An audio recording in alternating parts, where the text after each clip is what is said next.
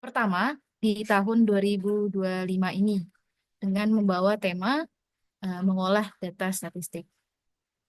Mungkin langsung saja untuk membuka acara kita pada siang hari ini, mari kita dengar dengan sesama sambutan dari Kepala KPPN Kuala Tungkal, Bapak Yongki Andrea. Kepada Bapak dipersilakan.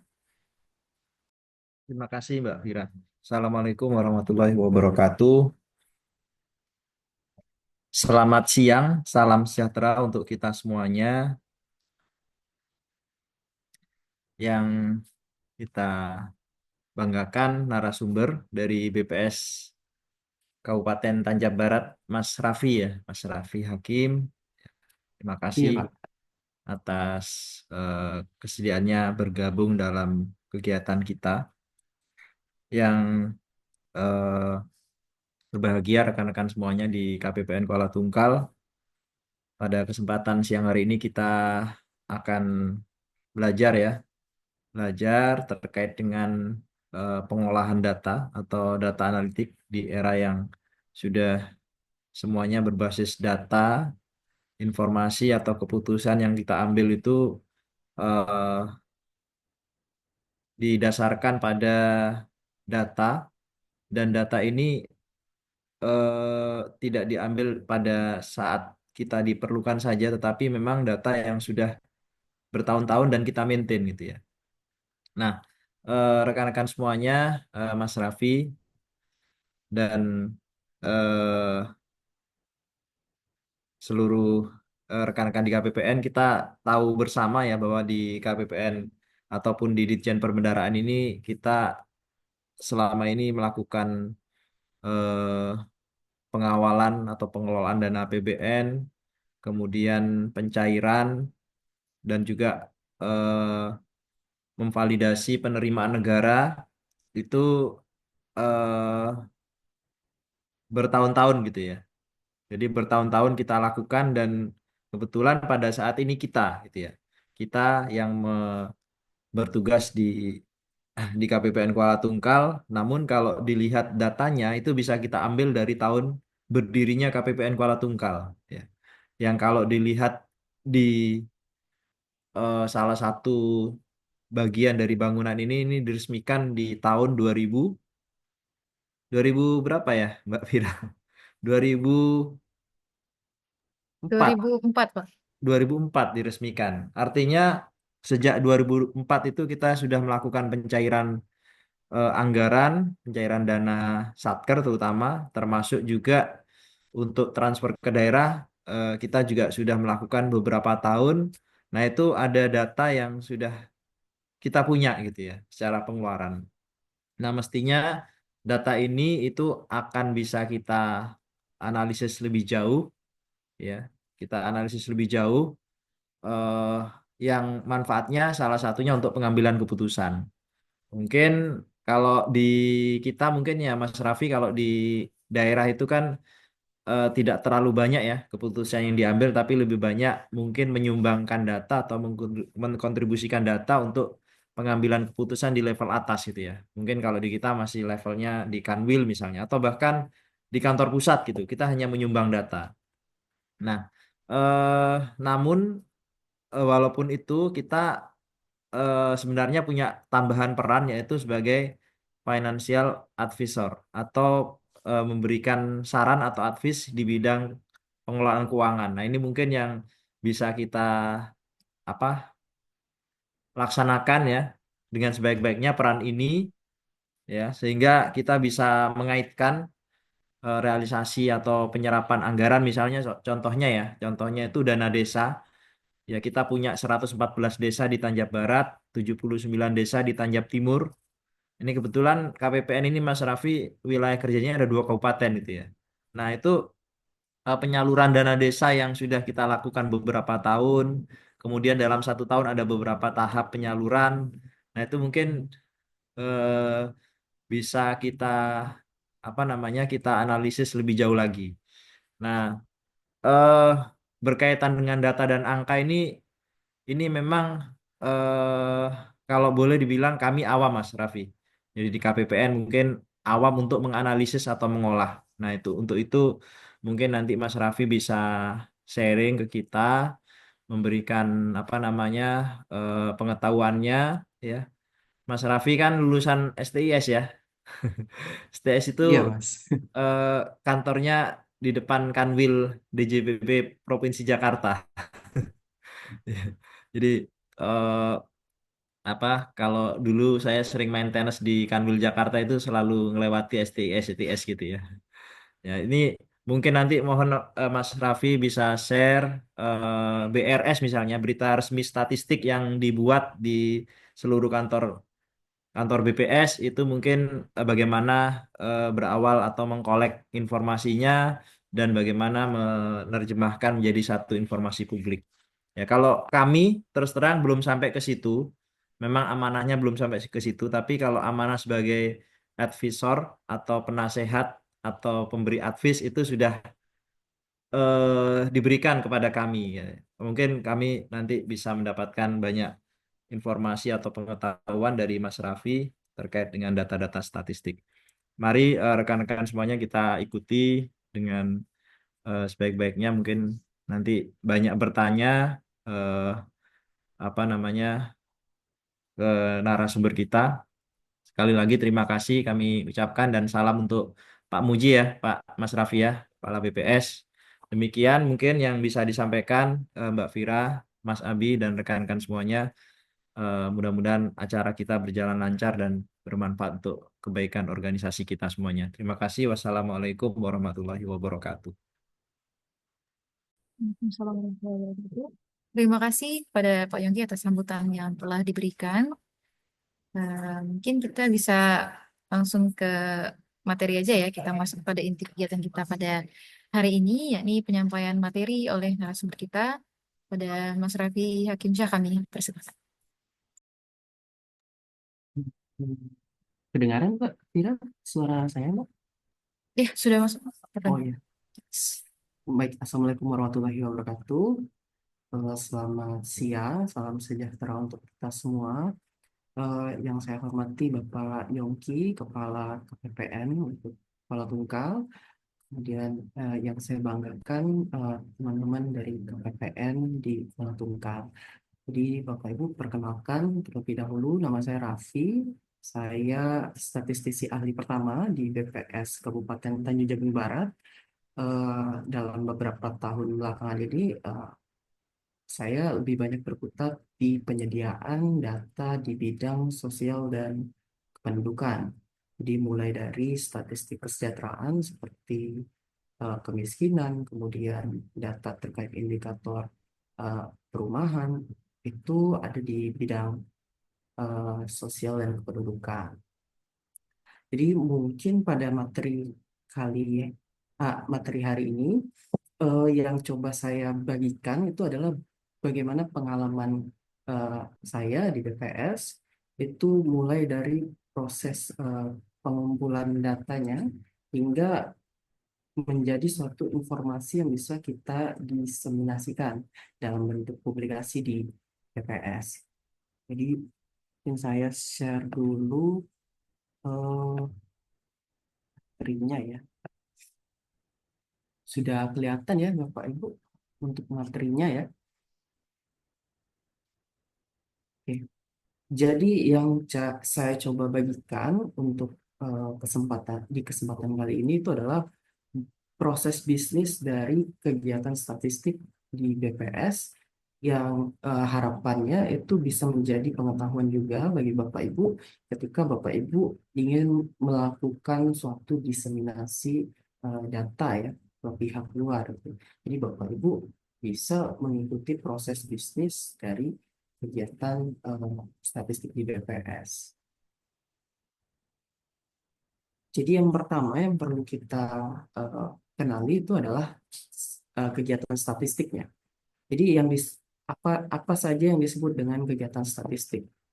Jadi kegiatan statistik itu kan suatu kegiatan yang sifatnya untuk mengumpulkan data. Nah, dalam penerapannya, kegiatan statistik itu kita dapat bagi menjadi empat. Itu ada sensus, survei, kemudian kompilasi produk administrasi atau cara lain sesuai teknologi informasi. Dimana kalau sensus itu kegiatan statistik ini merupakan kegiatan pengumpulan data dari semua unit populasi untuk memperoleh karakteristik populasi tersebut pada satu saat tertentu. Contoh seperti yang kita lakukan di tahun 2023 yaitu adalah sensus pertanian misalnya, atau sensus penduduk, atau yang akan kita laksanakan di tahun depan itu adalah sensus ekonomi. Jadi semua unit dari populasi di suatu wilayah itu akan didata. Kemudian cara kedua, kegiatan statistik kedua itu adalah survei, di mana survei ini melakukan pendataan ke unit populasi, tapi tidak seluruhnya. Jadi hanya menggunakan sampel atau sebagian dari unit populasi untuk memperkirakan karakteristik populasi tersebut pada saat tertentu. Ini yang biasanya rutin BPS lakukan, seperti survei ketenagakerjaan, itu untuk menangkap kondisi tenaga kerja di suatu wilayah. Nah, itu tidak melakukan pendataan secara seluruh unit populasi.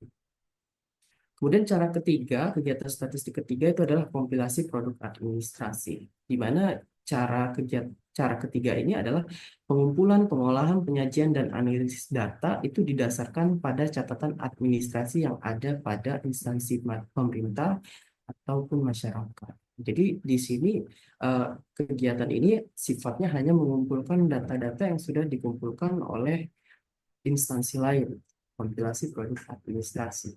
Atau seiring perkembangan zaman ada cara keempat, yaitu eh, mengambil data dari internet ataupun media sosial yang digunakan untuk berbagai manfaat ya.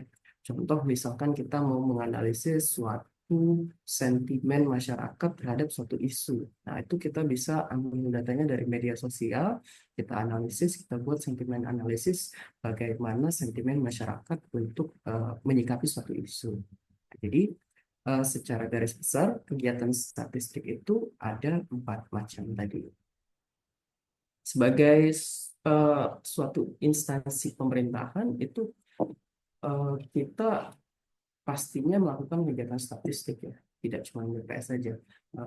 PD, dinas, termasuk juga KPPN pasti juga melakukan kegiatan statistik seperti ini. Mungkin tidak dari sensus atau survei, mungkin bentuknya lebih ke kompilasi produk administrasi. Jadi dengan kata lain, Bapak Ibu pun sendiri juga sedang melakukan kegiatan statistik ketika Bapak Ibu sedang mengcompile produk administrasi tadi. Dari kegiatan statistik tadi itu kan akan diperoleh suatu data. Nah, kualitas suatu data itu ditentukan dari proses kegiatan statistiknya. Ketika kegiatan statistik tadi itu dilakukan melalui proses yang berkualitas, maka datanya pun juga akan berkualitas juga. Nah, untuk menjaga kualitas data yang dihasilkan dari kegiatan statistik, BPS itu mengadopsi satu kerangka kerja yang telah disepakati secara global untuk diikuti oleh seluruh National Statistic Office gitu, di seluruh dunia. Di BPS-BPS di dunia itu menggunakan kerangka kerja namanya GSBPM, Generic Statistical Business Process Model, di mana GSBPM ini itu adalah suatu kerangka kerja yang eh, menggambarkan serangkaian proses bisnis yang diperlukan untuk bisa kita untuk menghasilkan statistik resmi. Jadi untuk menjamin kualitas data yang dihasilkan itu Badan Pusat Statistik di dunia itu menggunakan kerangka kerja ini. Nah, jadi kerangka kerja ini eh, itu bisa dibagi ke dalam 8 tahap. Jadi mulai dari specify needs, terus design, build, sampai ke evaluasi. Mohon izin, Mas Raffi, sepertinya suaranya agak kecil. Oh, oke. Apa? Ini sudah kedengaran? Oh ya, lebih Oh jelas. ya, Terima kasih. siap, siap, siap, siap.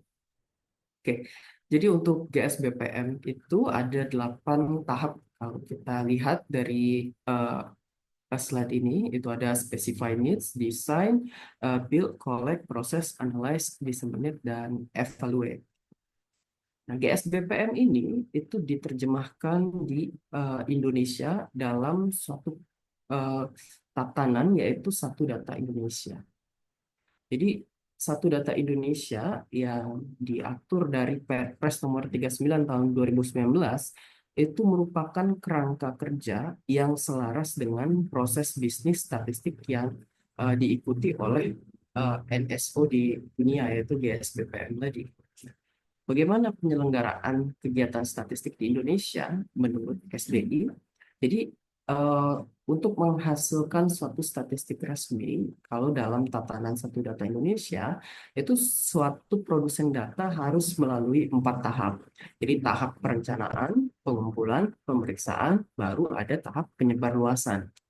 Jadi yang pertama, tahap perencanaan itu didahului dengan melakukan identifikasi kebutuhan, kemudian dilakukan perancangan, jadi mulai dari eh, perancangan outputnya, data apa yang mau ditampilkan, nah itu ada di tahap perencanaan. Kemudian ada implementasi rancangan dari output-output yang mau ditampilkan tadi, itu mulai disusun instrumen pengumpulan datanya. Nah, setelah tahap satu perencanaan selesai, baru bisa kita lakukan tahap kedua, yaitu pengumpulan data.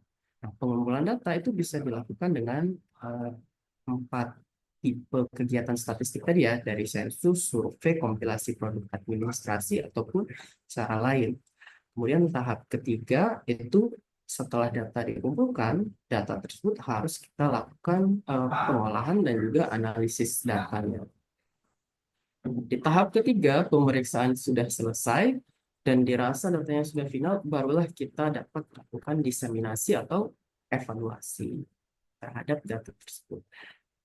Jadi, berdasarkan tatanan SDI ini, itu seluruh produsen data ketika mau menghasilkan statistik resmi, itu harus mengikuti 4 tahap ini. Nah, mari kita coba lihat satu persatu tahap-tahap ini dan bagaimana penerapannya kalau di BPS. Ya. Jadi, seperti pertama, tahap 1 itu adalah perencanaan kegiatan statistik. Jadi, di tahap perencanaan itu yang perlu kita lakukan pertama tadi adalah memetakan kebutuhan. Kita perlu tahu data yang mau kita kumpulkan ini apakah relevan dengan pengguna data kita atau tidak. Apakah harus ada latar belakangnya terlebih dahulu kan dalam pengumpulan data. Dan latar belakang ataupun rumusan masalah untuk kegiatan pengumpulan data itu harus bisa terjelaskan sebelum kita uh, lanjut ke tahap selanjutnya. Di tahap pemetaan kebutuhan itulah yang harus kita finalkan. Nah, setelah kita dapat pemetaan kebutuhan, barulah kita mulai konsultasi dan konfirmasi kebutuhan data tadi kepada stakeholder. Hal ini untuk menjaga data kita tuh memang benar-benar sesuai dengan kebutuhan dari pengguna data kita.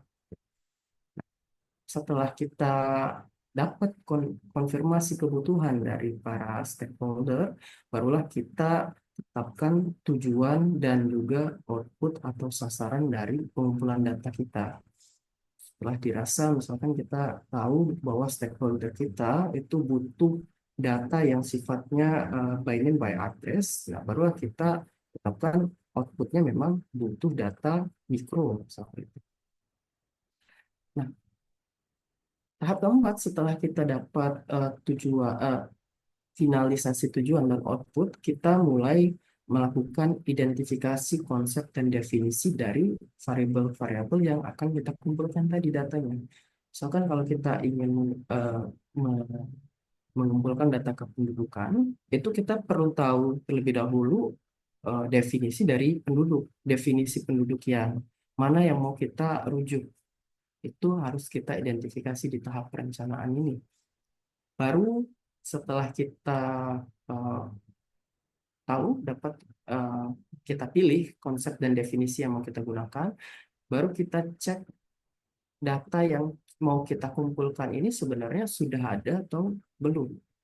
Kalau misalkan sudah ada datanya, misal kita mau mengumpulkan data infrastruktur per desa atau per kelurahan.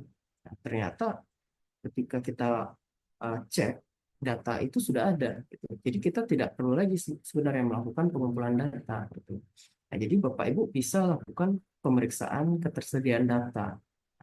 Untuk memeriksa ketersediaan data, Bapak Ibu bisa cek sebenarnya di website BPS namanya sirusa.bps.go.id, Sistem Rujukan Statistik. Jadi di Sirusa ini itu dikompilasi kegiatan-kegiatan statistik yang terdaftar di BPS. Jadi kita bisa lihat uh, instansi mana yang memiliki data yang sesuai dengan kebutuhan kita. Kalau misalkan tidak ada data yang di Sirusa tadi, barulah kita bisa dapat melakukan pengumpulan data secara mandiri tadi.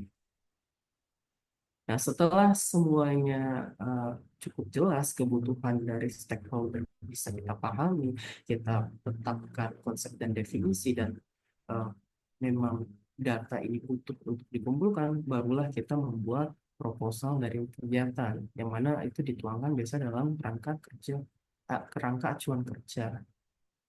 Oke. Jadi ini untuk tahap perencanaan tadi ya Bapak Ibu ya. Eh, yang konsultasi dan konfirmasi tadi. Jadi kita harus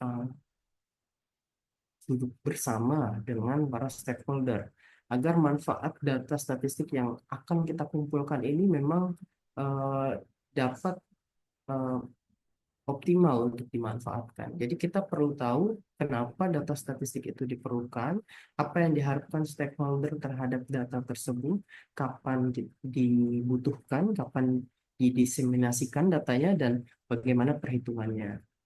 Nah, begitu juga outputnya juga kita rumuskan untuk menjawab kebutuhan pengguna. Setelah dilakukan kesesuaian antara output statistik yang diusulkan dalam tujuan dengan langkah-langkah yang akan dilakukan. Kalau di BPS sendiri, untuk tahap perencanaan ini sebenarnya tidak dilakukan di level daerah, Ibu. Jadi untuk BPS itu tahap perencanaan sebenarnya dilakukan di level pusat. Contoh ini dalam uh, beberapa waktu terakhir ini ada hmm, uh, rapat koordinasi dan konsolidasi dari BPS dengan Badan Percepatan Kemiskinan Ekstrim ya, pengentasan kemiskinan ya, itu terkait data tunggal sosial dan ekonomi nasional. Nah, ini merupakan suatu langkah di di bagian di kegiatan statistik dalam hal konsultasi dan konfirmasi. Begitu juga saat BPS dengan Kemnaker itu sedang membahas data kebutuhan hidup layak. Jadi BPS mencari tahu, mengkonfirmasi dulu data seperti apa yang dibutuhkan oleh Kemnaker melalui rapat koordinasi ini. Jadi Bapak Ibu ketika ingin melakukan pengumpulan data ataupun menyajikan data, ini tahap ini penting agar kita memang tahu eh, manfaat dari statistik itu tadi untuk konsumernya. Jadi perlu dilakukan semacam koordinasi terlebih dahulu ke stakeholder, barulah kita dapat eh, latar belakang tadi. Oke. Nah, kemudian Bapak Ibu, tadi tahap selanjutnya setelah kita dapat ya pemahaman antara data yang dibutuhkan stakeholder dan data yang akan kita kumpulkan, barulah kita menyusun konsep dan definisi dari data yang kita tadi. Jadi kita harus konsep dan definisi ini kita harus rujuk dari berbagai referensi, dan sebaiknya itu sesuai dengan standar statistik yang sudah ditetapkan. Jadi contoh ya Bapak Ibu, BPS itu kan ada survei namanya Survei Angkatan Kerja Nasional. Nah, konsep dan definisi yang digunakan pada survei pendataan Angkatan Kerja Nasional ini itu merujuk pada konsep dan definisi yang telah ditetapkan oleh International Labour Organization, di mana ILO itu biasanya ada eh, ada pembaruan setiap 5 tahun sekali, dan BPS itu menggunakan konsep definisi dari eh, konsep ketenagakerjaan ILO yang terbaru, yaitu ICLS 21. Nah, jadi ini bentuk bagaimana kita harus menggunakan konsep dan definisi yang ada rujukannya tadi. Nah, BPS itu juga maaf. Nah, konsep dan definisi yang tadi sudah kita susun itu harus kita tuangkan di dalam satu dokumen yang disebut dengan metadata. Jadi metadata itu adalah datanya data gitu ya. Jadi resep suatu data, informasi yang menggambarkan data itu apa sih sebenarnya. Nah, itulah disebut dengan dokumen metadata. Jadi dokumen metadata ini perlu kita susun sebelum kita uh, melakukan pengumpulan data, dan nantinya dokumen metadata ini kita juga harus publikasikan. Jadi ketika uh, pengguna data kita itu menggunakan data kita, pengguna itu tahu konsep dan definisi yang digunakan pada data yang kita berikan. Misalkan ini adalah ini ya. Ini contoh metadata statistik variabel yang disusun oleh Kelurahan Tunggal 2 di Kecamatan Tunggal Ilir, Kabupaten Tanjung Jabung Barat, di mana Kelurahan Tunggal 2 tahun 2024 lalu itu sedang melakukan pengumpulan data infrastruktur. Nah, jadi data infrastruktur pendidikan, eh, di sini ada POSPAUD. Di sini didefinisikan oleh Kelurahan Tunggal 2 yang dimaksud dengan POSPAUD itu apa? POSPAUD itu adalah pos pendidikan anak usia dini, itu disebut dengan PAUD gitu ya. Di mana referensi pemilihannya itu melalui Permendikbud ya, nomor 137. Nah, jadi seluruh konsep dan definisi yang digunakan pada variabel yang akan kita kumpulkan datanya itu kita tuangkan ya, ke dalam suatu dokumen yang namanya metadata statistik variabel. Oke. Nah, selanjutnya BPS itu juga menyediakan website indah.bps.go.id, di mana pada website ini itu ada standar data statistik nasional, di mana standar data statistik nasional ini berisikan variabel-variabel disertai dengan konsep dan definisinya ya. Misalkan laju pertumbuhan PDB atas harga konstan. Nah, itu dijelaskan pada standar data statistik nasional ini. Jadi ketika Bapak Ibu mau melakukan pengumpulan data dan Bapak Ibu bingung dengan konsep definisinya yang mau dipakai di mana, nah Bapak Ibu bisa rujuk dari indah.bps.go.id standar data statistik nasional ini. Oke. Nah, jadi kalau misalkan Bapak Ibu sudah uh, memfinalkan tadi konsep dan definisi dari data yang mau kita kumpulkan, selanjutnya barulah kita cek data yang mau kita kumpulkan tadi, yang konsepnya sudah final tadi, itu sudah ada dikumpulkan oleh instansi lain atau belum. Jika data sesuai kebutuhan, maka kegiatan statistik yang akan dilakukan sifatnya kompilasi data. Jadi ketika Bapak Ibu mau mengumpulkan data infrastruktur, ternyata sudah ada data tersebut di instansi lain, berarti Bapak Ibu sifatnya melakukan kompilasi data saja, tidak perlu melakukan kegiatan pengumpulan secara mandiri. Nah, untuk melihat data tersebut tersedia atau tidak, sudah ada tuh tidak, Bapak Ibu bisa lihat dari website metadata statistik BPS RI, yaitu sirusa.bps.go.id /metadata. Nah, jadi nanti Bapak Ibu tinggal cari menggunakan keyword data apa yang mau Bapak Ibu kumpulkan. Itulah nanti di sini.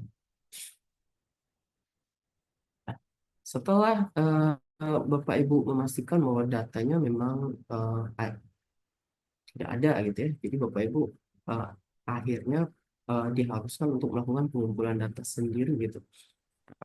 Berarti udah jelas deh Bapak Ibu harus melakukan pengumpulan tersebut.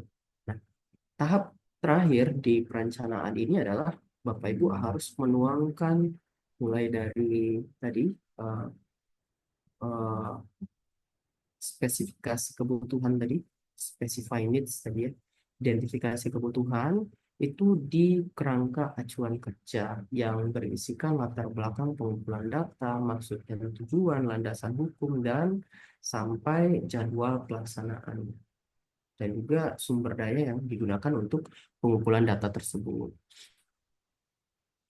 Oke. Nah, jadi itu tahap perencanaan. Jadi untuk melakukan pengumpulan data ini memang di tahap perencanaan ini yang banyak kita harus buatkan. Nah, setelah kita buat tadi susun, kita tahu latar belakang yang jelas gitu ya, mengapa data tersebut harus dikumpulkan, barulah kita mulai merancang output statistik dan variabel, kemudian merancang bagaimana pengumpulan data itu dilakukan. Kalau Bapak Ibu misalkan menggunakan tekniknya tadi survei, Bapak Ibu harus merancang kerangka sampel dan pengambilan sampelnya.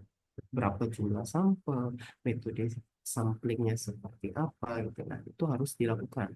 Itu ketika Bapak Ibu menggunakan tipe kegiatan statistiknya tadi adalah survei. Nah, setelah Bapak Ibu dapat eh, rancangan sampelnya seperti apa, selanjutnya adalah merancang pengolahan dan analisis. Nah, ketika Bapak Ibu dapat data, Bapak Ibu harus mulai memperkirakan data yang dikumpulkan ini nanti disimpan di mana, terus dianalisisnya mau seperti apa. Nah, itu di tahap perencanaan ini harus sudah mulai terbayang. Apakah analisisnya akan dilakukan menggunakan analisis deskriptif saja, jadi menggambarkan dari data itu, atau kita akan melakukan semacam analisis inferensial gitu ya, menggunakan teknik statistik tertentu gitu. Nah, itu perlu dirancang dari awal. Nah, setelah Bapak Ibu dapat itu, Bapak Ibu juga harus merancang standar operasional prosedur. Jadi kegiatan statistik ini harus ada SOP-nya. Jadi mulai dari perancangan sampai ke cara melakukan diseminasinya itu harus dijelaskan pada satu standar operasional prosedur. Jadi pada tahap perancangan ini, Bapak Ibu pertama harus merancang output statistik dan variabel terlebih dahulu. Contoh kalau di BPS itu di awal itu sudah jelas, dan misalkan BPS itu BPS kan survei atau sensus ya lebih banyak ya Bapak Ibu. Jadi BPS itu misalkan menyelenggarakan survei sosial ekonomi nasional. Nah, output dari survei sosial ekonomi nasional itu salah satunya adalah persentase penduduk umur 10 tahun menurut karakteristik dan status perkawinan. Jadi ketika kita mau menampilkan penduduk menurut status perkawinan, karakteristik yang lain apakah perlu kita tampilkan juga atau tidak gitu ya. Jadi kita harus buat semacam tabulasi dan tabulasi dulu, tabel dummy dulu, agar kita dapat gambaran, oh inilah output yang mau kita tampilkan. Jadi output yang mau kita tampilkan dari Susenas itu salah satunya adalah status perkawinan dan karakteristik penduduk. Jadi dari Susenas nanti ketahuan, oh ternyata penduduk yang kelompok pengeluarannya itu 40% terbawah, banyaknya di mana? Apakah di belum kawin, kawin atau cerai? Begitu juga misalkan ini ya, ini kegiatan potensi desa ya, dan pengumpulan potensi desa. Nah, jadi eh, BPS punya kegiatan statistik di mana BPS datang ke setiap desa untuk melakukan kompilasi data di desa. Jadi pada kegiatan ini BPS sudah merancang output, salah satunya itu adalah eh, jumlah desa, kelurahan, UPT berdasarkan kecamatan. Nah, jadi dengan kita merancang terlebih dahulu output yang mau kita tampilkan, kita dapat eh, ini menjalankan kegiatan statistik itu lebih terarah.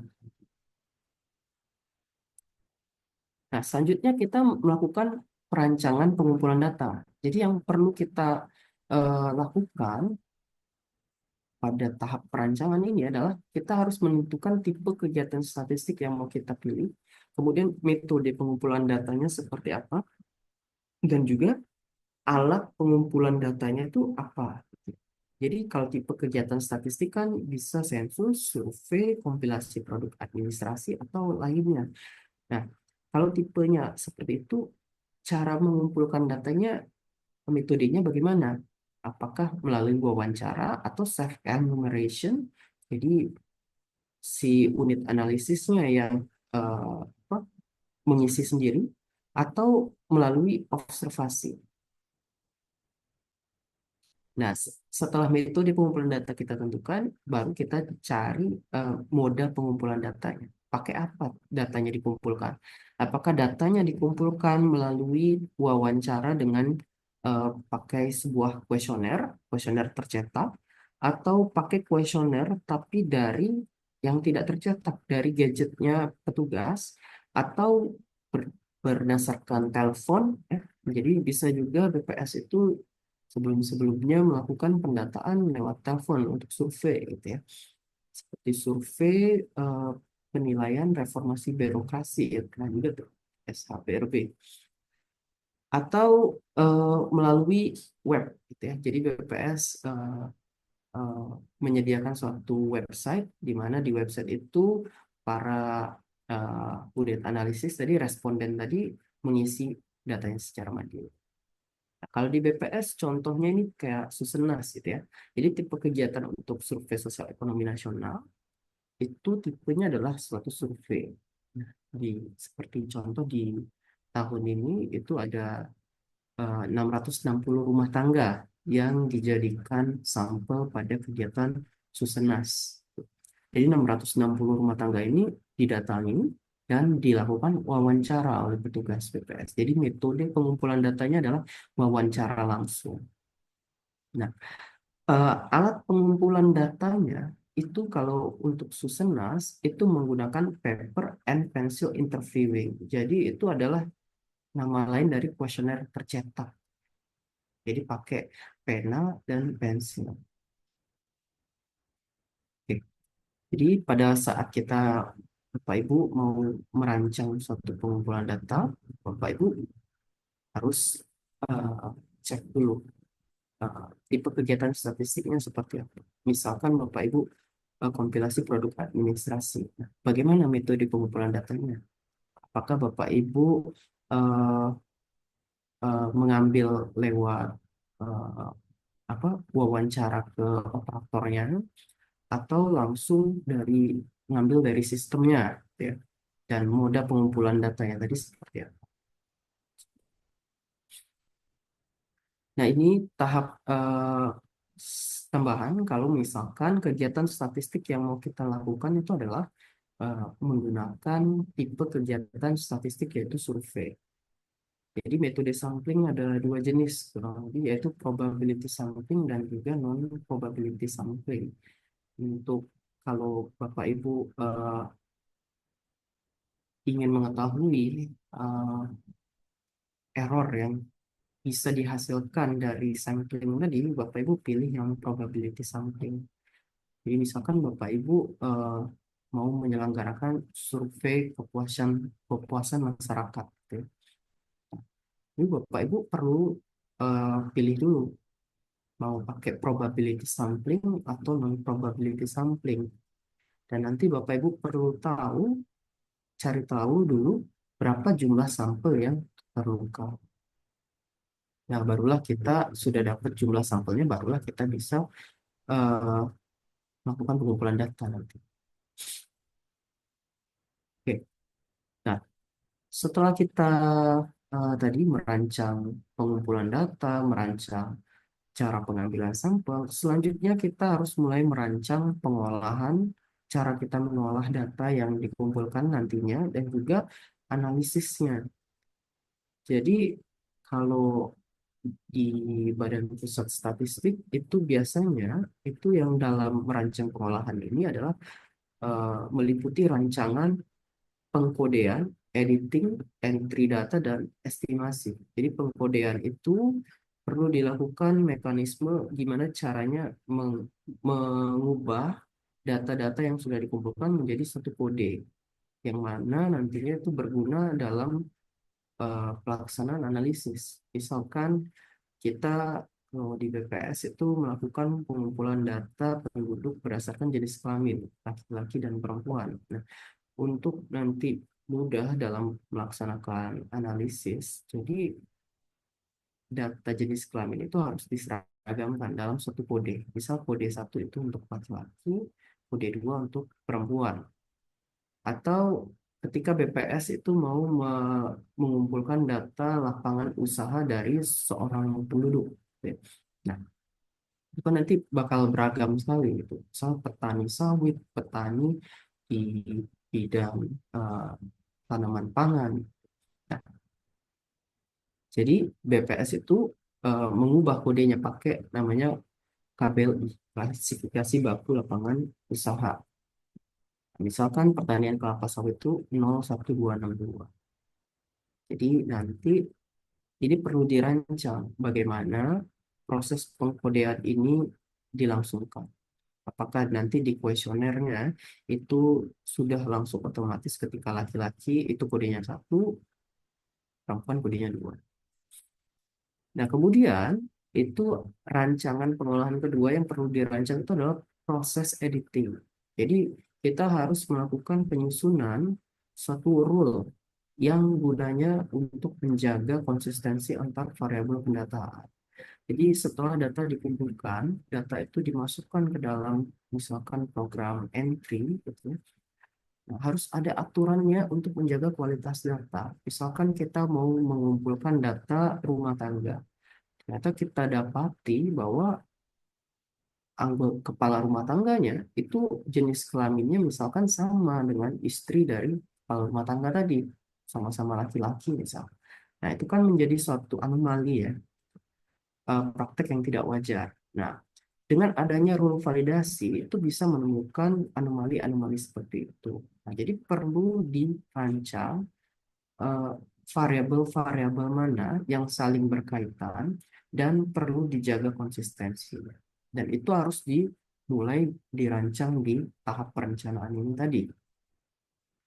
Nah, kemudian barulah kita juga perlu merancang entry data, gitu ya. Kalau datanya itu dikumpulkan melalui kuesioner tercetak tadi, nah itu perlu kita rancang bagaimana memindahkan data yang berasal dari kertas ke dalam komputer kan. Nah, jadi di sini mulai dirancang eh, pembangunan aplikasi entry data tadi. Nah, tools apa yang diperlukan dalam melakukan entry data? Jadi misalkan ternyata butuhnya cuma dari Excel, berarti kita harus bangun Excel yang bisa mengakomodasi melakukan kegiatan entry data. Kalau misalkan tidak bisa, berarti kita harus pakai tools lain. Misal kita harus bangun pakai bahasa pemrograman ya, Python dan lain-lain.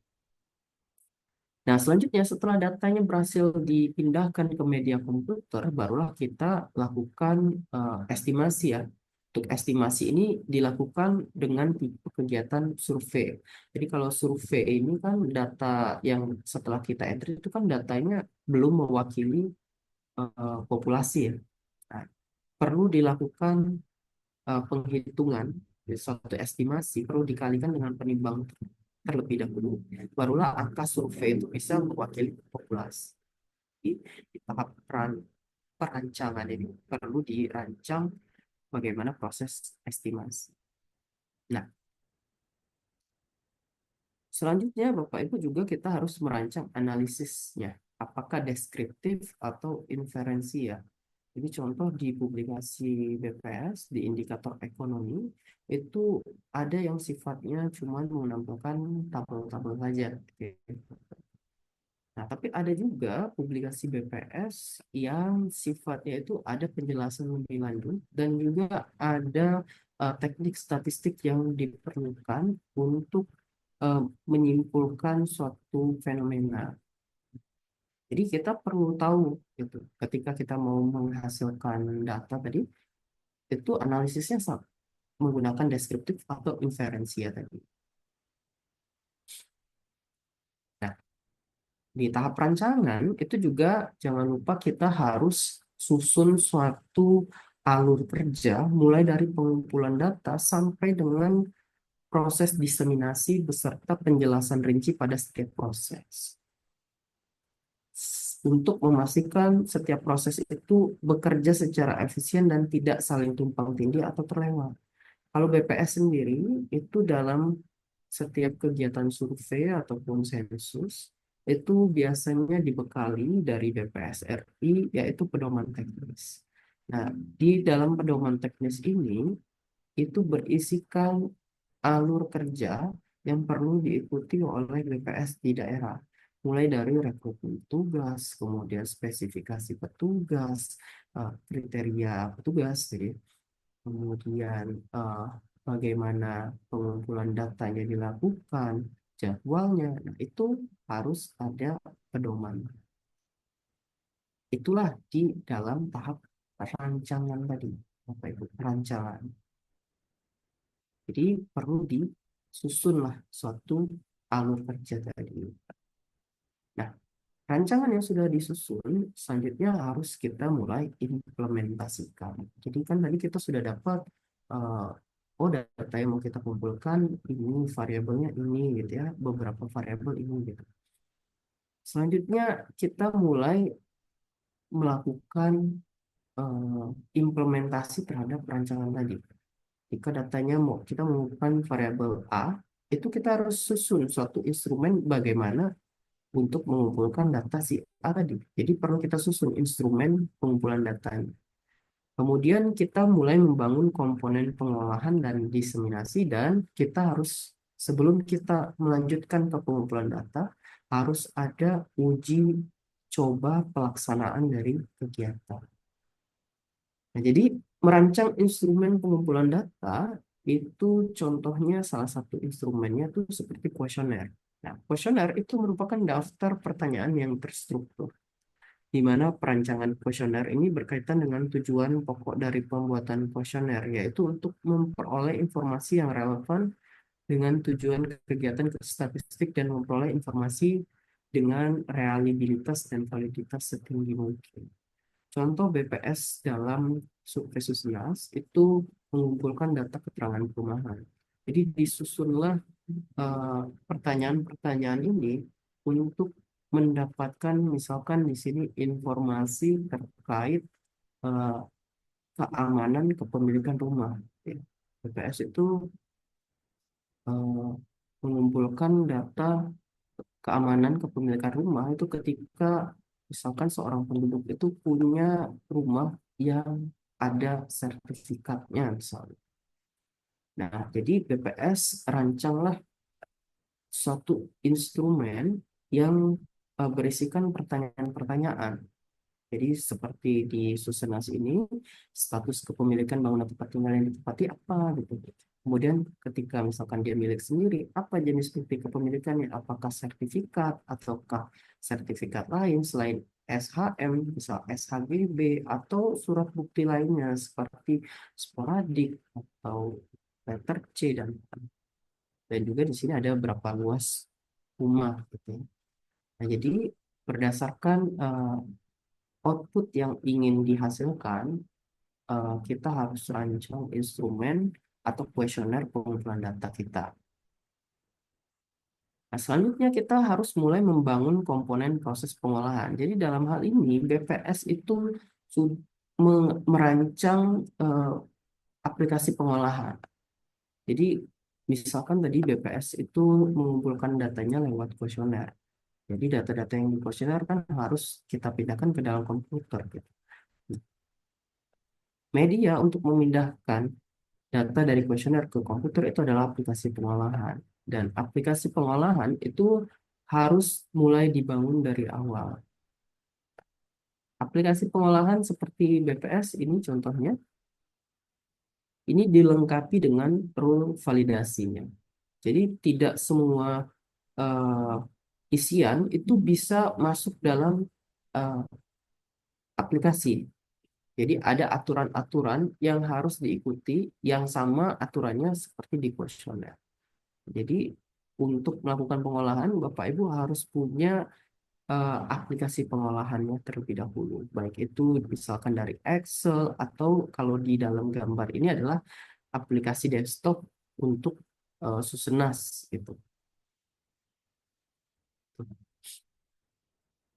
Nah, selanjutnya Bapak Ibu tadi untuk pengolahannya, untuk aplikasi entry-nya, di analisisnya pun ini kita harus mulai persiapkan. Jadi mulai dari outline analisis. Jadi analisisnya tuh eh, mau menampilkan apa saja ya. Jadi harus sudah mulai kita rancang, misalkan bab kedua itu terkait bab kependudukan yang isinya misalkan data-data terkait persentase penduduk menurut kelompok umur, kemudian persentase penduduk menurut karakteristik gitu, dan juga kelompok umur. Nah, itu harus sudah mulai kita rancang outline-nya. Dan juga kita harus rancang eh, produk diseminasinya itu dalam bentuk seperti apa? Apakah dalam bentuk buku digital, atau brosur, atau video grafis, atau leaflet, dan lain-lain. Nah, itu mulai kita tentukan pada tahap perencanaan ini tadi. Nah, baru yang terakhir, ini langkah terakhir pada tahap perancangan, itu sebelum kita lanjut ke kegiatan pengumpulan data, itu adalah uji coba pelaksanaan. Contoh BPS itu di tahun ini, di tahun lalu, itu sudah melakukan uji coba sensus ekonomi di 2026, di mana uji coba ini itu mencakup bagaimana kuesioner itu bekerja dan apakah metodologinya sudah tepat, dan juga kita lakukan uji coba pengolahan data. Jadi setelah Bapak Ibu bisa melakukan uji coba tadi, barulah kita siap untuk melakukan pengumpulan data pada kegiatan statistik. Nah, kalau untuk BPS sendiri, pada tahap perencanaan tadi seperti yang saya katakan, itu levelnya di BPS RI. Nah, di BPS di level daerah, itu yang kita lakukan proses bisnisnya mulai dari proses bisnis kedua ini, pengumpulan data kegiatan statistik. Nah, jadi pada saat kita mau melakukan pengumpulan data, itu yang kita perlu lakukan itu adalah pelatihan bagi para enumeratornya, tugasnya. Jadi pelatihan petugas ini bertujuan untuk mempersiapkan petugas yang andal dalam melakukan pendataan sesuai dengan standar operasional prosedur dan konsep dan definisi yang telah ditetapkan. Dengan demikian, hasil atau data survei yang akurat dapat dihasilkan. Termasuk juga misalkan Bapak Ibu melakukan pengumpulan data menggunakan suatu website, dan Bapak Ibu melakukan bimbingan teknis kepada operator website tersebut. Nah, itu juga termasuk sebagai pelatihan petugas. Jadi, tahap pelatihan petugas ini jadi sangat krusial agar kita bisa menghasilkan data yang sesuai dengan tujuan kita tadi yang di awal tadi. Jadi, ini tahap yang tidak boleh di skip sebenarnya. Contoh kalau di gambar ini adalah pelatihan Susenas di 2025 dan Sakernas Februari tahun 2025. Baru setelah pelaksanaan pelatihan, barulah kita lakukan pengumpulan data. Jenis pengumpulan datanya seperti tadi, Bapak Ibu ya. Bisa sensus, survei, kompilasi produk administrasi, atau lainnya. Kalau dalam contoh, kalau di BPS ini lebih banyak ini pengumpulan datanya itu melalui survei dengan metode wawancara, dan sekarang BPS pakai eh, sudah mulai pakai kuesioner yang tidak tercetak lagi. Jadi dari HP-nya petugas biasanya. Tapi untuk survei kali ini kebetulan ini masih pakai kertas. Nah, jadi pengumpulan data itu harus kita lakukan setelah petugas atau enumerator data tadi itu diberi pelatihan atau bimbingan teknis. Barulah kita lakukan pengumpulan data.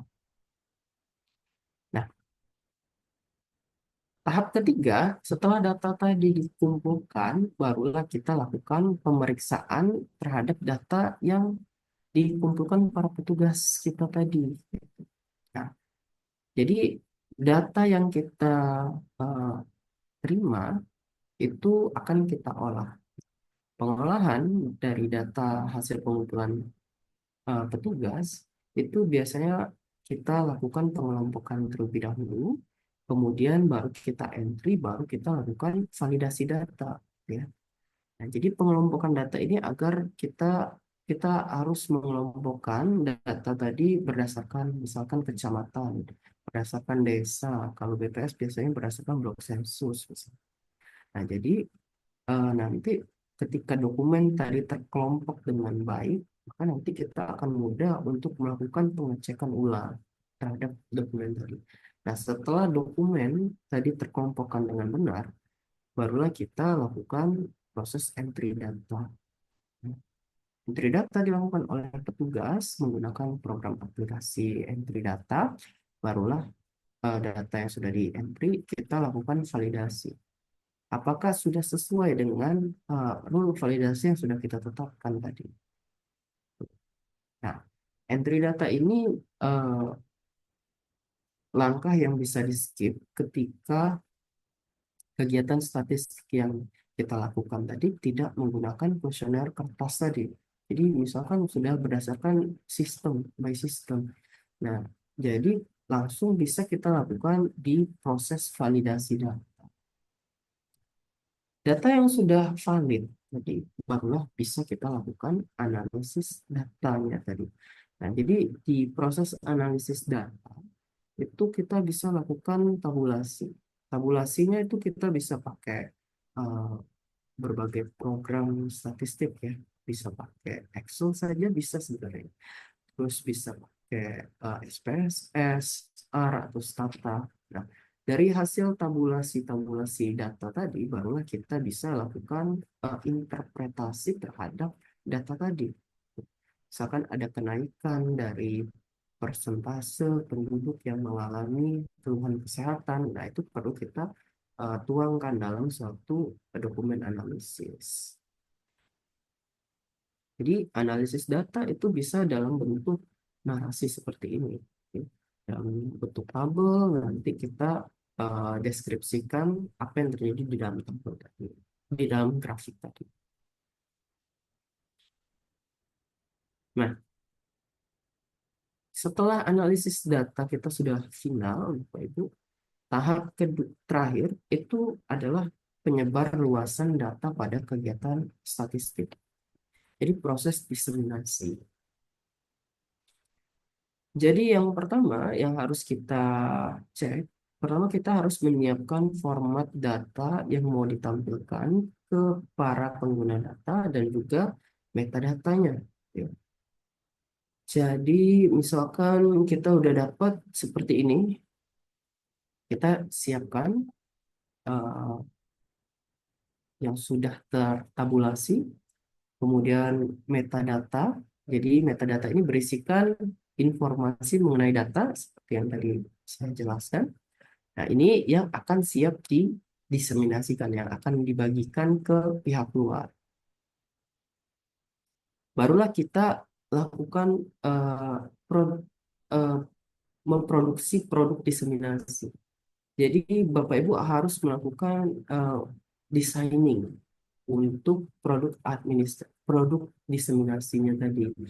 Jadi kalau misalkan Bapak Ibu itu ingin menghasilkan sebuah buku, gitu ya, jadi mulai merancang dalam bentuk buku ini tadi, atau dalam bentuk leaflet, seperti yang untuk sensus penduduk ini. Nah, ini harus mulai dirancang. Nah, kalau untuk BPS sendiri, biasanya kalau kita mau membuat suatu buku, itu sudah ada panduan bagaimana buku itu harus disusun, mulai dari aturan fontnya, gitu, aturan uh, tata letak dari halamannya, gitu. Nah, itu sudah ada panduannya.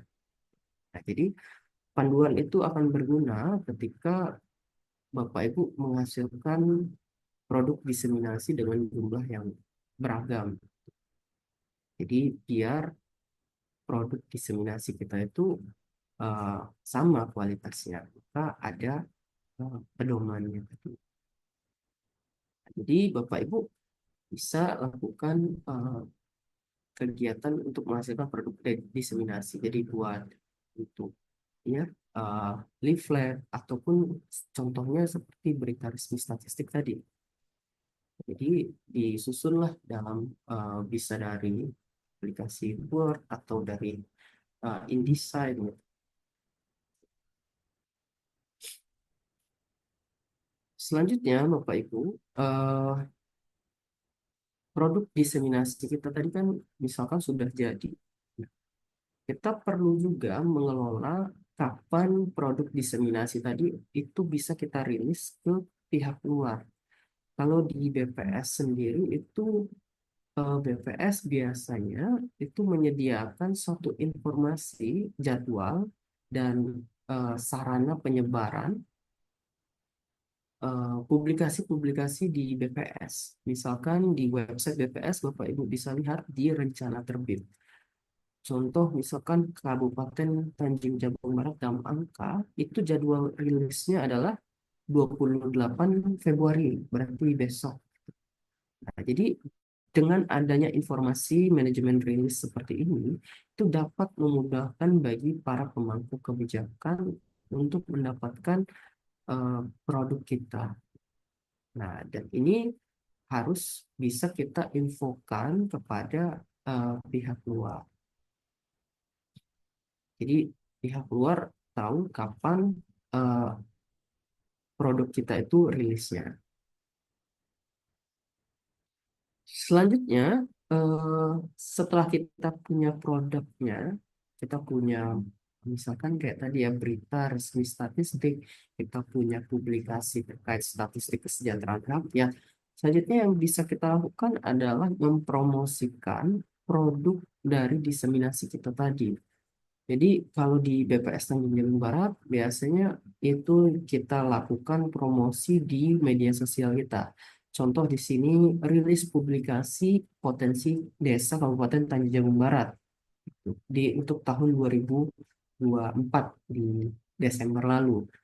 Jadi ini bisa kita eh, lakukan promosi sesuai dengan segmen pengguna data. Misalkan kayak tadi ya, kalau di sini promosinya melalui media sosial itu untuk menarget pengguna data yang usianya muda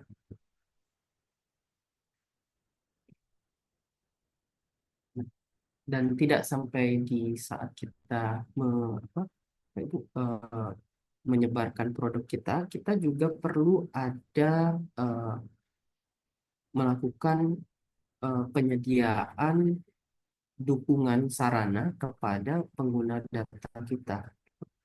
Jadi selain menghasilkan produk diseminasi, kita itu juga harus menyediakan layanan pendukung untuk memenuhi kebutuhan dari pengguna data kita. Contoh di sini misalkan BPS itu eh, untuk memfasilitasi orang-orang yang mencari data, itu BPS menyediakan eh, pelayanan statistik terpadu ya, yaitu dalam bentuk perpustakaan, baik yang online ataupun yang offline. Jadi bisa melakukan kunjungan ke dalam eh, perpustakaan BPS.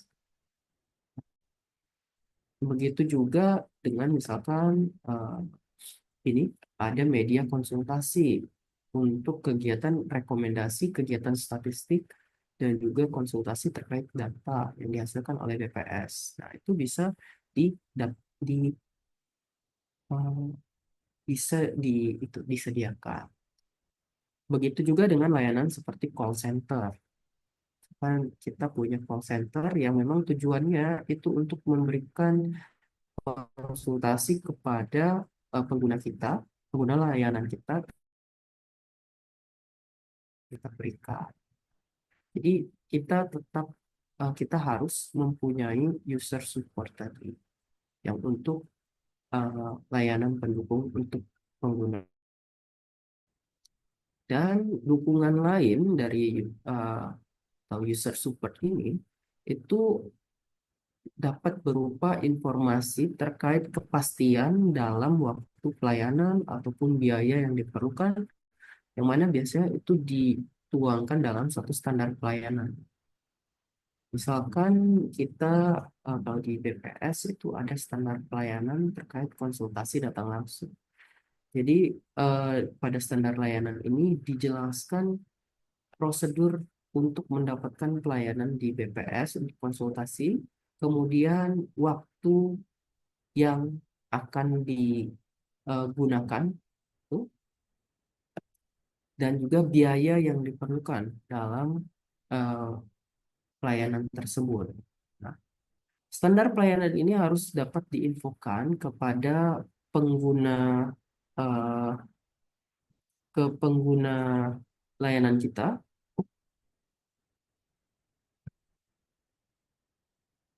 agar pengguna data kita itu dapat kepastian bahwa layanan kita itu sesuai standar atau belum. Jadi ini bisa disebarluaskan misalkan di website ataupun eh, di media sosial. Di kegiatan terakhir dalam kegiatan statistik ini adalah tahap evaluasi. Jadi evaluasi itu bisa dilakukan di setiap tahapan, mulai dari tahapan perencanaan, tahap pemeriksaan, ataupun tahap penyebarluasan. Kalau di slide ini, itu BPS biasanya ada evaluasi pada saat penyebarluasan data. Jadi evaluasi penyebarluasan data itu BPS biasanya lakukan dengan cara melakukan survei kebutuhan data yang mana pada survei ini menangkap kebutuhan data apa saja yang dibutuhkan para pengguna dan kepuasan pengguna layanan BPS. Nah, dari hasil survei kebutuhan data ini dilakukanlah evaluasi dan juga eh, penyusunan rencana tindak lanjut terhadap hasilnya, sehingga bisa diperbaiki untuk kegiatan penyebaran. Evaluasi ini seperti tadi saya kan itu bisa dilakukan mulai dari evaluasi pengumpulan data, evaluasi pemeriksaan, sampai kalau di sini penyebar luas. Oke. Jadi Bapak Ibu kurang lebih seperti itu yang bisa saya sampaikan. Jadi kegiatan eh, ketika kita mau melakukan kita mau menghasilkan statistik resmi, ada proses bisnis yang memang harus kita eh, lakukan agar menjaga kualitas data statistik tadi, mulai dari perencanaan, kemudian pengumpulan data, pemeriksaan, sampai ke penyebarluasan. Dan itu harus ada step-stepnya. Itu kalau yang BPS lakukan selama ini. Jadi semoga dari penjelasan saya ini KPPN kalau mau melakukan kegiatan statistik itu dapat mengambil rujukan proses bisnis ini. Itu saja mungkin kalau dari saya. Selanjutnya mungkin saya kembalikan ke moderator, Mbak Vira. Terima kasih banyak. Wassalamualaikum warahmatullahi wabarakatuh. Waalaikumsalam warahmatullahi wabarakatuh. Terima kasih Mas Raffi atas materinya yang sangat mendalam ya terkait proses bisnis yang dilakukan terutama di PPS Tanjung Jabung Barat. Eh, Sangat-sangat memberikan insight yang sangat-sangat mendalam ya untuk kita semua ya. Mungkin sedikit kesimpulan. Jadi atas kegiatan statistik itu dilakukan beberapa tahapan. Yang pertama yaitu perencanaan kegiatan yang di dalamnya terdapat kegiatan identifikasi kebutuhan, lalu juga ada em, penyusunan konsep, hingga nantinya ada implementasi rancangannya. Lalu juga ada pengumpulan data yang tahapan pertamanya adalah pelatihan petugas, lalu baru bisa dilaksanakan pengumpulan data ketika sudah memastikan bahwa petugas yang melakukan pengumpulan data itu sudah paham dengan apa yang harus dilakukannya. Untuk selanjutnya dilakukan pemeriksaan data-data tersebut, validitas datanya, dan akhirnya dilakukan penyebarluasan data melalui diseminasi dan melakukan evaluasi atas penyebarluasan data tersebut. Mungkin untuk kegiatan selanjutnya adalah tanya jawab ya, sesi tanya jawab bagi Bapak dan Ibu serta rekan-rekan yang memiliki pertanyaan, dipersilakan pada sesi ini. Silakan Bapak dan Ibu atau mungkin rekan-rekan pelaksana lainnya.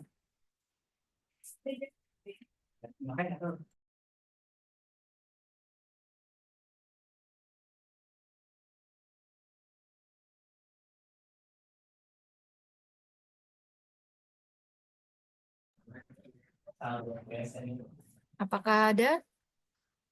Izin tanya, Mas. Boleh, Iya, Bang Safik eh, ya. iya, Mas.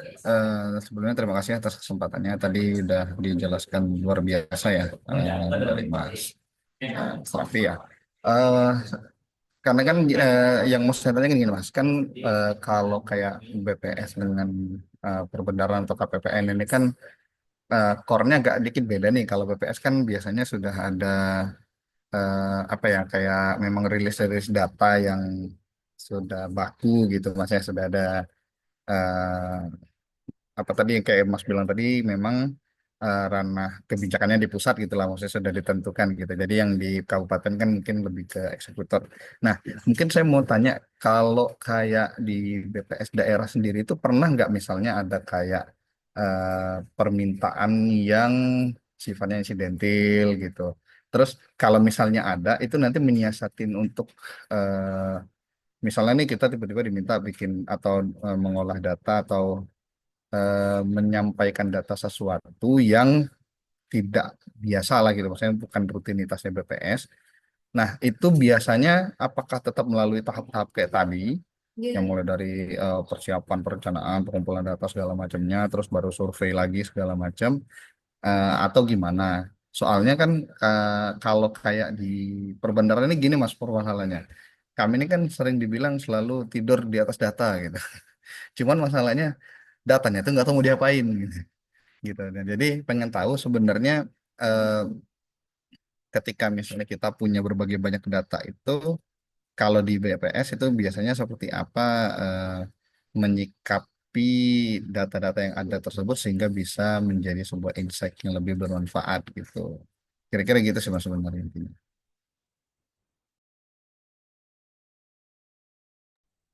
Dari Mas Raffi mungkin bisa langsung jawabannya ya. Baik, terima kasih Mas Safik.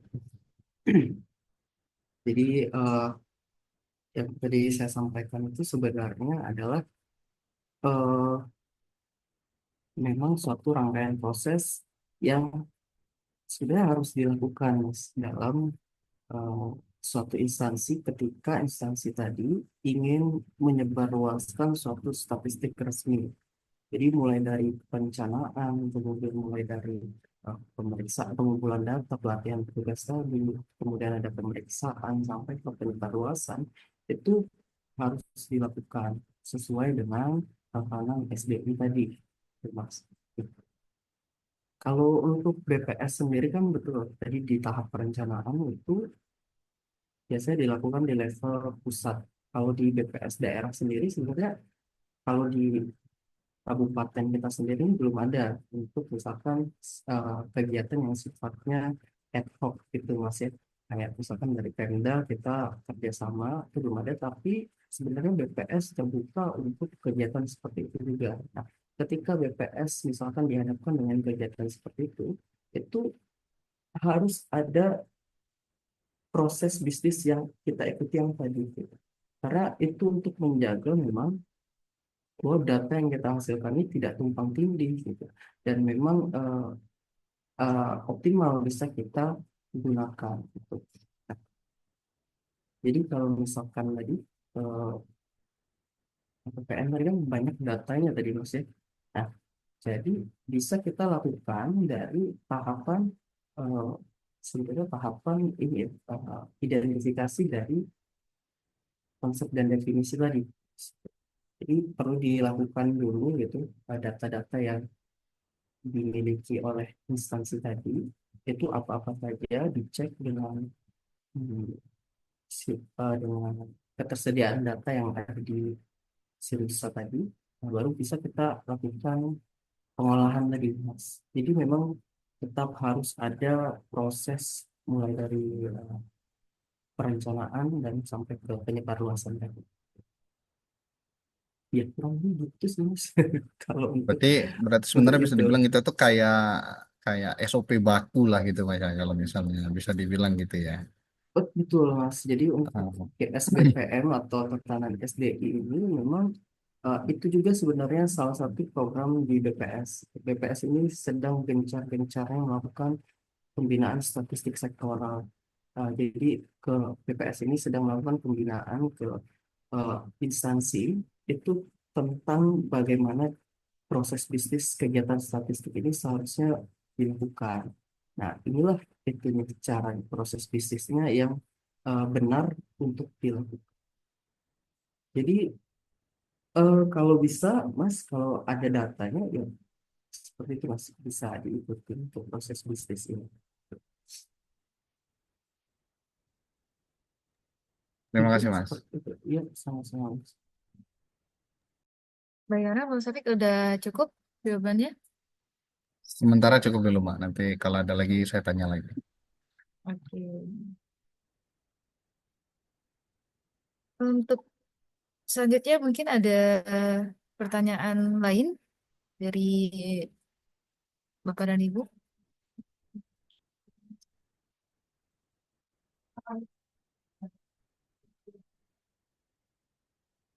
Pak Abi mungkin ada pertanyaan, Pak?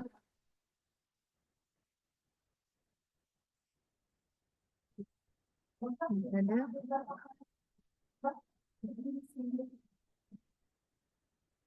Sepertinya tadi materinya udah sangat masuk nih di teman-teman nih sampai seperti udah pada paham gitu kan ya. Jadi gak ada pertanyaan lagi.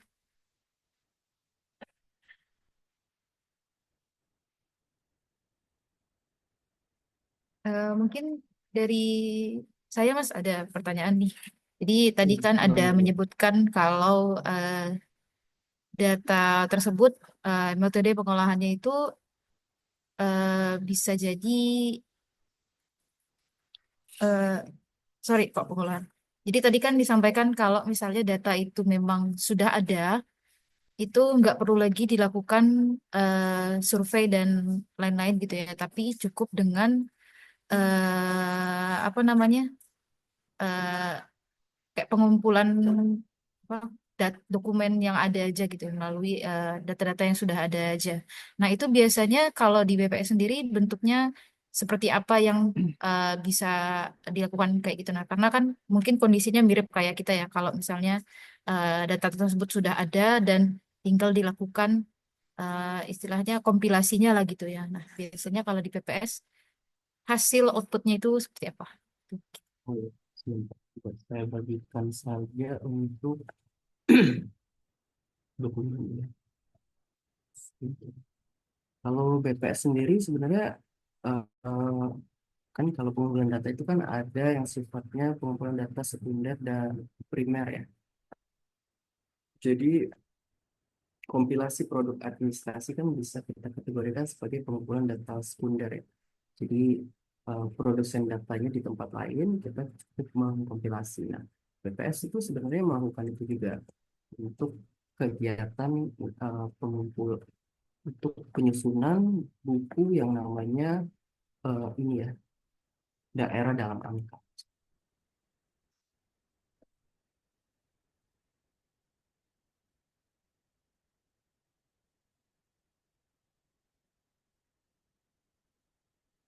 Oke, jadi kalau di aplikasi BPS ini ada namanya eh, daerah dalam angka. Jadi daerah dalam angka ini bukan BPS sebenarnya yang melakukan pengumpulan data. Jadi ini adalah data-data yang sudah dikumpulkan para teman-teman instansi ke OPD.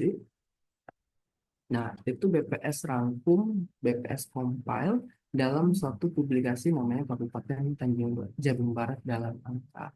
Nah, jadi contoh penggunaannya adalah kurang lebih seperti ini, gitu. Ketika datanya sudah ada tadi dikumpulkan di tempat lain, kita tidak perlu melakukan pengumpulan data, kita cukup melakukan kompilasi untuk dijadikan publikasi tadi. Contohnya ini. Kami kalau untuk di dalam buku daerah dalam angka itu kurang lebih ada 21 UPD yang berkontribusi dalam pelaksanaan eh, data yang kita kumpulkan. Oke, ini untuk tahun 2024 yang lalu. Jadi dalam hal ini BPS itu mengumpulkan data-data yang sudah dikumpulkan oleh instansi pada tahun 2023. Contohnya misalkan data terkait jarak dari ibu kota kecamatan atau ibu kota kabupaten terhadap eh, ibu kota kecamatan ke ibu kota kabupaten yaitu di Tumpang. Nah, ini datanya dari Sekda. Jadi sama juga nanti ya data dari pihak lain itu bisa kita gunakan untuk publikasi kita sendiri. Nah, contohnya itu bisa kita lihat dari kabupaten dalam angka. Jadi tidak harus data yang mau kita sajikan itu adalah data yang memang kita benar-benar kumpulkan sendiri. Selama itu data yang dikumpulkan resmi oleh suatu instansi, itu bisa kita. Oke, ini contohnya ya Mbak Vira untuk publikasi. Bapak Ibu bisa sebenarnya buka di BPS untuk di layanan publikasi. Nah, di sini banyak buku-buku yang dihasilkan oleh BPS, tapi sebagian besar ini berasal dari survei BPS mandiri gitu. Jadi, untuk yang daerah dalam angka ini yang lebih banyak untuk kompilasi. Mungkin itu Mbak kalau dari saya contohnya. Nah, Terima kasih Mas Raffi. Oh ya, mungkin yes. nih kalau misalnya dari KPPN mau ngadain apa ya survei gitu, nah misalnya kalau mau kerjasama sama BPS itu dimungkinkan nggak ya Dimungkinkan survei-survei sekali, internal gitu? betul Mbak. Jadi betul. Jadi eh, survei misalkan paling banyak tuh kan instansi itu pengen buatnya survei kepuasan masyarakat misalnya gitu ya. Nah, di mana survei kepuasan masyarakat nanti hasilnya kan kita bagikan ke pihak luar gitu.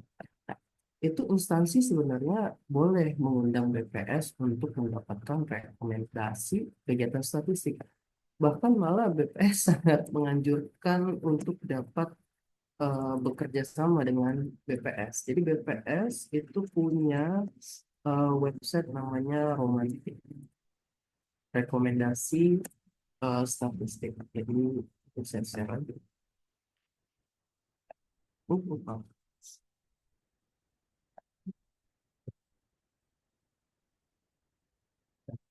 Jadi ini adalah romantik.web.bps.go.id. Ini adalah layanan dari BPS bagi pemerintah untuk mendapatkan rekomendasi penyelenggaraan kegiatan statistik sektoral dari BPS. Jadi ketika misalkan KPPN mau melakukan suatu pengumpulan data seperti itu sifatnya survei untuk menilai kepuasan layanan dari KPPN. Nah, itu bisa mendatangi BPS dari ataupun dari aplikasi ini untuk dapat rekomendasi dari kegiatan statistik tersebut. Jadi rekomendasi ini sebenarnya eh, bagus juga untuk menambah kekuatan atau legitimasi dari kegiatan statistik yang instansi buat. Jadi ketika dapat eh, rekomendasi bahwa kegiatan tersebut sudah disetujui oleh BPS, itu data yang dihasilkan semakin eh, ini semakin dapat dipercaya gitu ya. Jadi sudah disahkan oleh BPS. Jadi eh, teman-teman di KPPN ketika mau buat survei dipersilahkan untuk datang ke BPS karena BPS eh, senang untuk membantu untuk melakukan kegiatan itu. Mungkin itu Mbak, kalau itu pelayanan. Ya. Terima kasih Mas Andi. Sepertinya sudah cukup dari teman-teman yang lain juga tidak ada pertanyaan tambahan. Apakah mungkin ada penutup dari eh, Pak Abi mungkin? Karena sepertinya Pak Yongki sedang ada kegiatan lain. Oke, baik. Terima kasih Mbak Vera. Sedikit saja menambahkan mungkin mengenai rekan-rekan yang lain sudah cukup atau pas gitu. Sebelum mengakhiri mungkin cuma berkomentar aja terkait dengan BPS ini. Lebih banyak memang kebutuhan datanya sudah tersedia gitu ya. Jadi kalaupun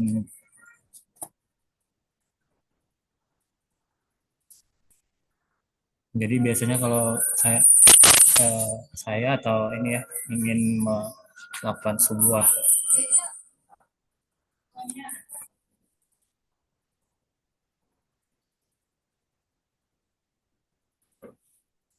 ingin mengambil sebuah analisis atau membuat sebuah tulisan berdasarkan data-data yang ada di kami Mas Raffi. Seperti tadi mungkin sudah dijelaskan Bang Safik tadi bahwa kita mempunyai banyak sekali data.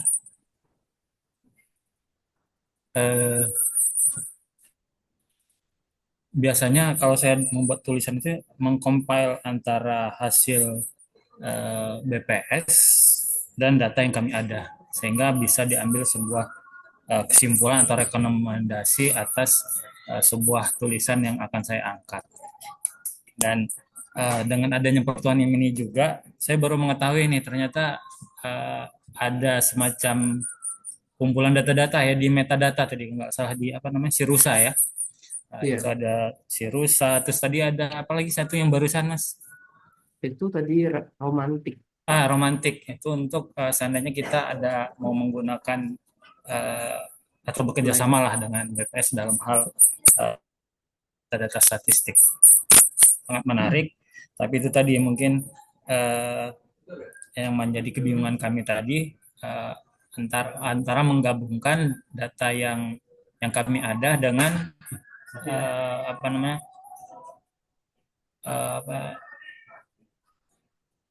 pengaruhnya terhadap uh, yang akan kami atau pengaruh dari adanya data-data kami tersebut. Jadi pengaruh ke masyarakat seperti apa gitu. Seperti contoh aja dengan uh, apa namanya dengan data-data yang dari statistik tadi dengan angka kemiskinan, angka ini segala macam itu. Jadi semacam kita untuk mengambil kesimpulan bahwa sebenarnya di Tanjung Jabung Barat ini yang bisa dikembangkan lagi dari perekonomiannya seperti apa itu. Jadi mungkin dari data-data BPS juga bisa menyediakan data seperti itu. Gitu. Jadi saya rasa cukup sih dari saya. Cuman itu tadi kalau ada apa namanya, karena biasanya saya ngambil data langsung mengakses itu BPS kabupaten kotanya, misalnya langsung misalnya angka berapa sih penduduk miskin di Kuala Tungkal di Tanjung Jabung Barat. Nah, jadi saya biasa langsung ke BPS. Ternyata di saat tadi sudah menemukan di metadata tadi di Sirusa. Jadi insya Allah uh, bisa jadi referensi untuk mengeksplor kembali data-data yang ada di itu nggak terbatas di apa namanya di Kuala Tungkal di Tanjung Jabung Barat aja, jadi seluruh Indonesia bisa akses melalui sana, jadi tanpa harus membuka satu-satu BPS kabupatennya, jadi kita tujukan ke angka di suatu daerah aja gitu Mas Rafi ya.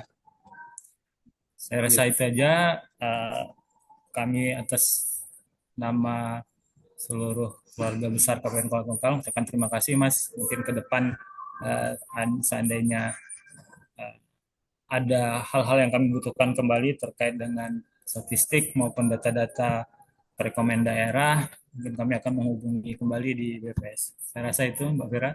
Saya akhiri. Assalamualaikum warahmatullahi wabarakatuh. Waalaikumsalam. Assalamualaikum warahmatullahi wabarakatuh. Terima kasih Pak Abi atas penutupnya. Seperti yang disampaikan, oleh Pak Abi tadi, ini menambah insight baru bagi kami di KPPN, terutama dalam upaya kami untuk bisa mengolah data yang ada yang tersedia untuk kami di apa sistem kami gitu, sehingga nantinya bisa bermanfaat baik itu bagi kami internal ataupun nantinya ke stakeholder kami hingga masyarakat luas. Mungkin itu saja untuk kegiatan kita pada hari ini. Terakhir kami sampaikan sekali lagi terima kasih kepada Mas Raffi atas materi yang telah diberikan. Sama-sama. Eh, Iya, Mungkin nanti kita bisa diskusi lagi ya terkait dengan iya, proses data analitik di KPPN Kota Tua. Atau mungkin nantinya karena tadi udah dikasih tahu juga kalau ternyata bisa, mungkin kita bisa collab gitu ya, collab iya, join bisa Mbak. bareng untuk proses analisis data-data yang kita miliki ataupun nanti mungkin survei-survei yang mungkinnya akan diadakan oleh KPPN Kuala Tunggal. Dengan disampaikannya penutup ini, kita akhiri kegiatan pada hari ini. Terima kasih juga kepada Bapak Ibu serta rekan-rekan yang sudah hadir di kegiatan kita.